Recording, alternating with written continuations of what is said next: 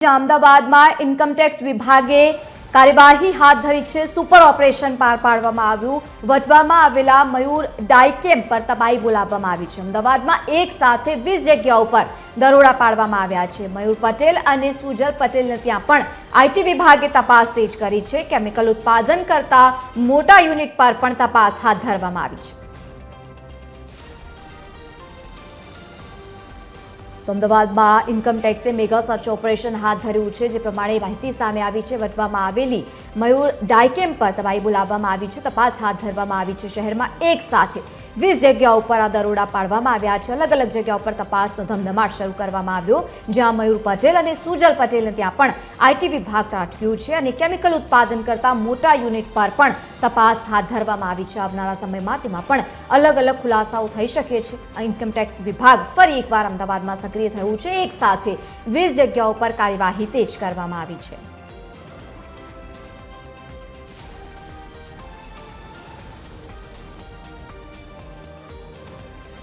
તો અમદાવાદમાં એક સાથે 20 જગ્યાઓ પર જે પ્રમાણે કાર્યવાહી કરવામાં આવી છે, તેમાં સૌથી પહેલા જે પ્રમાણે નામો સામે આવી રહ્યા છે અમદાવાદમાં, ખાસ કરીને જ્યારે ઇન્કમટેક્સ વિભાગે મેગા સર્ચ ઓપરેશન હાથ ધર્યું છે, આ કાર્યવાહી જે દરમિયાન કરવામાં આવી રહી છે, વટવામાં આવેલી મયુર ડાયકેમ પર તબાહી બોલાવવામાં આવી છે, એટલે કે ત્યાં તપાસ હાથ ધરવામાં આવી છે અને તેની સાથે જ અમદાવાદ શહેરભરમાં એક સાથે 20 જગ્યાઓ પર દરોડા પાડવામાં આવ્યા છે। મયુર પટેલ અને સાથે સુજલ પટેલને ત્યાં પણ આઈટી વિભાગે તપાસ તેજ કરી છે। કેમિકલ ઉત્પાદન કરતા મોટા યુનિટ પર પણ તપાસ કરાઈ। વધુ માહિતી સાથે સંવાદદાતા ભાવેશ રાજપૂત જોડાયા છે। ભાવેશ, અમદાવાદમાં એક સાથે 20 જગ્યાઓ પર આઈટી વિભાગનું મેગા સર્ચ ઓપરેશન, શું વધુ માહિતી? લવલીન, વાત કરવામાં આવે તો અમદાવાદ શહેરમાં ફરી એકવાર ઇન્કમટેક્સ વિભાગની ટીમે સપાટો બોલાવ્યો છે। વટવા જીઆઈડીસી વિસ્તારમાં આવેલી મયુર કંપની છે, તેના જે માલિકો છે, તેની જે કંપનીઓ છે, તેના ઉપર દરોડા પાડવામાં આવ્યા છે। અત્યારે આપણે સીધા જ દ્રશ્યો બતાવી રહ્યા છે કે જે મયુર ડાયકેમ કંપની છે, તેમના જે ભાગીદારો છે, જેમાં મયુર પટેલના નિવાસ સ્થાને અત્યારે આપણે સીધા દ્રશ્યો બતાવી રહ્યા છીએ। આ તેમનો વૈભવી બંગલો છે। ઇન્કમટેક્સની ટીમ દ્વારા એક સાથે 20 જેટલી જગ્યાઓ પર અત્યારે દરોડા પાડવામાં આવ્યા છે અને સર્ચ ઓપરેશન કરવામાં આવી રહ્યું છે। મહત્વનું છે કે જે પ્રકારે કેમિકલ ઉત્પાદન કરતા વેપારીઓના ત્યાં ઇન્કમટેક્સ વિભાગે દરોડા પાડતાની સાથે જ વેપારીઓમાં સોપો પડી ગયો છે। અને વાત કરવામાં આવે તો મયુર પટેલ અને સુજલ પટેલ આ જે બે ભાગીદારો છે કે જેઓ વટવામાં મયુર ડાયકેમ નામની કંપની ચલાવે છે, ત્યારે તેમના અલગ અલગ જગ્યાઓ, જેમાં ઓફિસો, ઘર અને અલગ અલગ જે જગ્યાઓ જ્યાંથી આ કામગીરી થતી હોય, ત્યાં અત્યારે ઇન્કમટેક્સની ટીમે દરોડા પાડ્યા છે। અત્યારે આપણે જોઈ શકીએ છીએ કે આજે આશીર્વાદ નામનો જે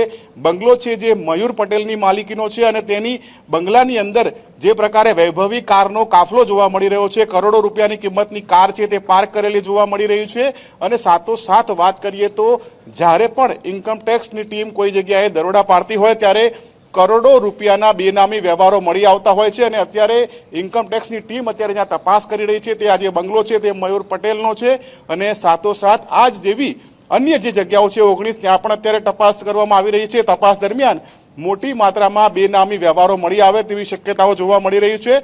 ઇન્કમટેક્સની ટીમો એક સાથે 20 જગ્યાઓ પર ત્રાટકી હતી અને કામગીરી કરવામાં આવી રહી છે। અત્યારે આપણે સીધા જે દ્રશ્યો બતાવી રહ્યા છીએ તે મયુર પટેલના નિવાસ સ્થાનના છે કે જે મયુર ડાયકેમ કંપનીના ભાગીદાર છે અને આ જે વૈભવી ગાડીઓ જોઈ રહ્યા છીએ તે 4-5 કરોડની તો એક ગાડી છે, તેવી અનેક ગાડીઓ અહીંયા પડેલી છે।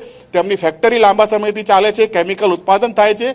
હવે એ જોવાનું રહેશે કે ઇન્કમટેક્સની તપાસ જ્યારે પૂર્ણ થશે ત્યારે કેવા પ્રકારના વ્યવહારો મળી આવે છે। અને અત્યારે જે દ્રશ્યો છે તે દ્રશ્યો મયુર પટેલના છે કે જ્યાં તેમના નિવાસ સ્થાને અત્યારે ઇન્કમટેક્સની ટીમ છે, પોલીસની હાજરી છે, પોલીસ બંદોબસ્ત સાથે અત્યારે અહીંયા ચેકિંગ કરવામાં આવી રહ્યું છે, સર્ચ કરવામાં આવી રહ્યું છે। સર્ચ દરમિયાન રોકડ રકમ હોય, દાગીના હોય, બેનામી વ્યવહારોના દસ્તાવેજો હોય, ડેટા હોય, તે તમામ વસ્તુઓ મળી આવે તેવી શક્યતાઓ જોવા મળી રહી છે। હવે જોવાનું એ રહેશે કે ઇન્કમટેક્સની તપાસમાં શું હકીકતો સામે આવે છે, કારણ કે TV13 સૌથી પહેલા આ જે મયુર પટેલ છે તેમના નિવાસ સ્થાને પહોંચ્યું છે અને સીધા જ એક્સક્લુઝિવ દ્રશ્યો TV13 ના દર્શકોને અહીંયાથી જોવા મળી રહ્યા છે। લવલીન, બિલકુલ ભાવેશ, આભાર સમગ્ર માહિતી સાથે જોડાયા તે બદલ। તો જે પ્રમાણે અત્યારે આઈટી વિભાગ સક્રિય થયું છે અને અલગ અલગ જગ્યાઓ પર તપાસ હાથ ધરવામાં આવી, તેમાં સૌથી પહેલા ડાયકેમ પર તબાહી બોલાવવામાં આવી છે। બેનામી વ્યવહારો સંબંધિત આઈટી વિભાગે તપાસ તેજ કરી।